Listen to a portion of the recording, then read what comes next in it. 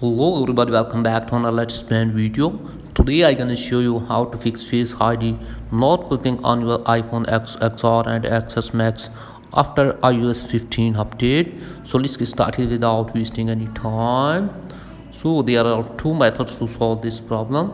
For first method, what you have to do is just force restart your device by pressing the combination of the key, and once it has been turned off here, and after that what you have to do is just at least after 60 seconds then turn it on again by pressing the combination of the key until the Apple logo appears here.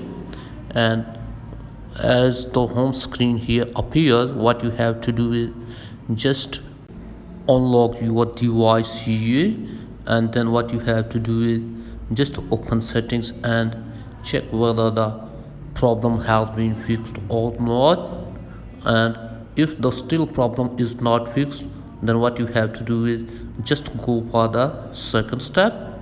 For that what you have to do is just reset all settings, and for that open up settings app on your device here, and then find here and tap on general, and then after that in the end here is the reset, so tap it, and at the top here is the reset all settings, so tap on it, enter your password, and again tap here on reset all settings. So that's it for today video. Thanks for watching.